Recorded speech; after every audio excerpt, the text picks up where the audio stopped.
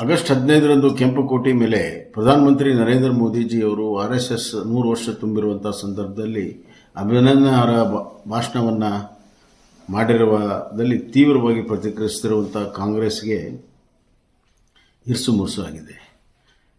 ಸ್ವತಂತ್ರ ಹೋರಾಟದ ಸಂಪೂರ್ಣ ಗುತ್ತಿಗೆಯನ್ನು ಕಾಂಗ್ರೆಸ್ ತಗೊಳ್ಳೋ ಪ್ರಯತ್ನ ಮಾಡ್ತಾ ಇದೆ. ಆದರೆ ನಿಜವಾದ ಹೋರಾಟ ಮಾಡಿದರು ಅನಾಮಧೇಯ ಹಲವಾರು ಸ್ವತಂತ್ರ ಸೇನಾನಿಗಳು ತಮ್ಮ ಪ್ರಾಣ ಎಲ್ಲವನ್ನು ಕೂಡ ಬಲಿದಾನ ಮಾಡಿರುವಂಥದ್ದು ನಮ್ಗೆ ಗೊತ್ತಿರುವಂಥ ವಿಚಾರ.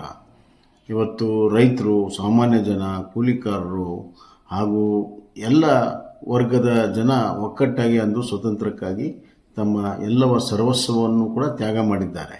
ಅದರ ಶ್ರೇಯಸ್ಸನ್ನು ಕೇವಲ ಕಾಂಗ್ರೆಸ್ ತೆಗೆದುಕೊಳ್ಳುವಂಥ ಪ್ರಯತ್ನ ಮಾಡ್ತಾಯಿದೆ. ಕಾಂಗ್ರೆಸ್ನವರು ಸ್ವತಂತ್ರ ಹೋರಾಟದ ಫಲಾನುಭವಿಗಳು. ಮಹಾತ್ಮ ಗಾಂಧೀಜಿಯವರು ಕಾಂಗ್ರೆಸ್ಸನ್ನು ವಿಸರ್ಜನೆ ಮಾಡಿ ಅಂತ ಸ್ವತಂತ್ರ ನಂತರ ಹೇಳಿದಾಗಲೂ ಕೂಡ ತಮ್ಮ ಸ್ವಾರ್ಥಕ್ಕೆ, ತಮ್ಮ ಅಧಿಕಾರದ ದಾಹಕ್ಕೆ, ರಾಜಕೀಯ ಲಾಭಕ್ಕಾಗಿ ಮುಂದುವರಿಸ್ಕೊಂಡು ಬಂದಿದ್ದಾರೆ.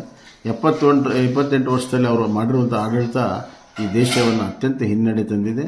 ಇವತ್ತು ಕಾಂಗ್ರೆಸ್ಸಿನ ನಾಯಕರು ದೇಶ ವಿರೋಧಿ ಹೇಳಿಕೆಗಳನ್ನು ನೋಡಿದಾಗ ಇವರು ಸ್ವತಂತ್ರ ಹೋರಾಟಗಾರರ ಒಂದು ಪಕ್ಷಕ್ಕೆ ಸೇರಿದ್ದಾರೆ ಅನ್ನುವಂಥದ್ದು ಭಾಳ ಸಂಶಯ ಆಗಿದೆ. ಮತ್ತು ಕೆಲವರು RSSನ್ನು ತಾಲಿಬಾನಿಗೆ ಹೋಲಿಸ್ತಿರುವಂಥದ್ದು ನಾಚಿಕೆ ಆಗಬೇಕು. ಇವತ್ತು ಕಾಂಗ್ರೆಸ್ಸು ನಿಜವಾದ ತಾಲಿಬಾನ್ಗಳನ್ನು ಅಂದು ಟಿಪ್ಪುನ ದೊಡ್ಡ ಹೀರೋ ಮಾಡಿದ್ರು.